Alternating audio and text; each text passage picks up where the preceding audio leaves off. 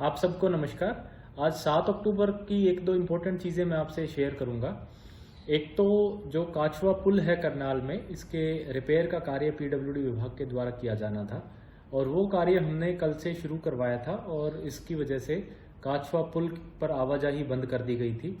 लेकिन अब हमारे पास कुछ किसान भाइयों की तरफ से रिक्वेस्ट आई थी कि चूंकि पैडी का सीज़न है और उनको अपना जो धान है, पैडी है, जीरी है, वो मंडियों में लेकर के आनी होती है और उस पुल की आवाजाही बंद होने की वजह से उनको काफ़ी असुविधा का सामना करना पड़ रहा है और उनको एक लंबा चक्कर लगा करके मंडी तक पहुंचना पड़ रहा है। तो इसलिए हमने अभी के लिए वो जो रिपेयर का कार्य है उसको रुकवा दिया है। अब हम लगभग 15 से 20 दिन बाद या और उससे ज़्यादा समय, अगर 1 महीना लगा तो 1 महीने बाद भी, जब ये जीरी का सीज़न ख़त्म होगा उसके बाद उस पुल का रिपेयर करेंगे। तब तक के लिए हमने उस पुल को बहाल करके और उस पर आवाजाही आज फिर से बहाल कर दी है।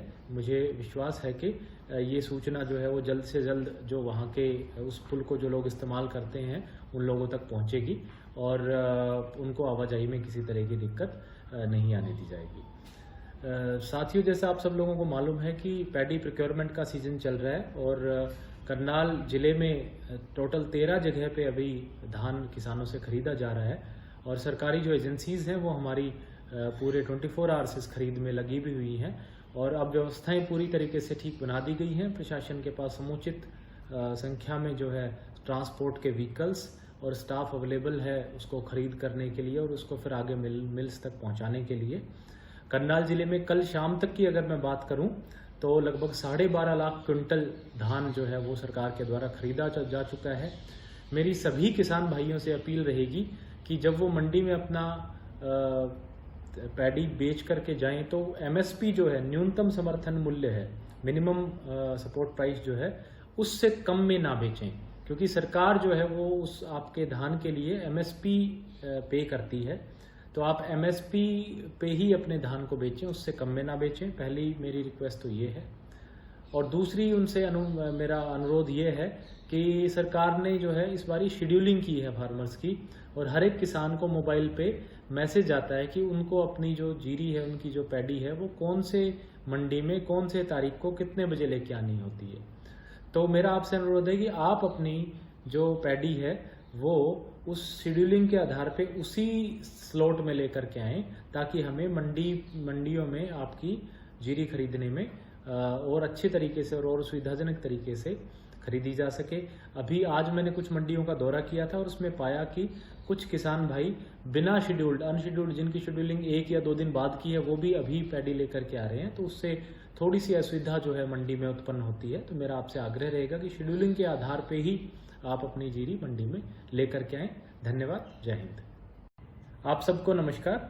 आज 7 अक्टूबर की एक दो इम्पोर्टेंट चीज़ें मैं आपसे शेयर करूंगा। एक तो जो काचवा पुल है करनाल में, इसके रिपेयर का कार्य पीडब्ल्यूडी विभाग के द्वारा किया जाना था और वो कार्य हमने कल से शुरू करवाया था और इसकी वजह से काचवा पुल पर आवाजाही बंद कर दी गई थी।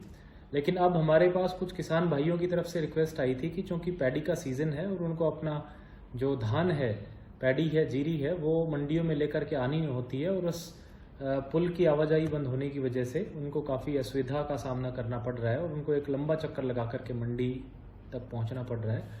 तो इसलिए हमने अभी के लिए वो जो रिपेयर का कार्य है उसको रुकवा दिया है।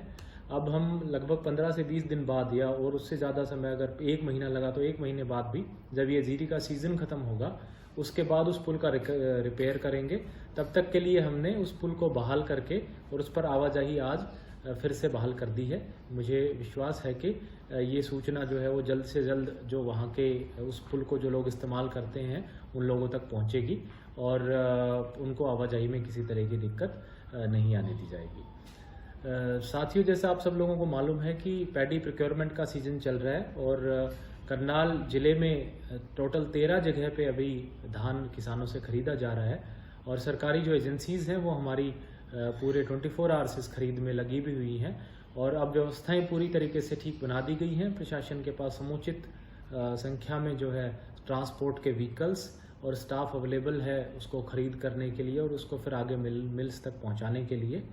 करनाल ज़िले में कल शाम तक की अगर मैं बात करूं तो लगभग 12.5 लाख क्विंटल धान जो है वो सरकार के द्वारा खरीदा जा चुका है।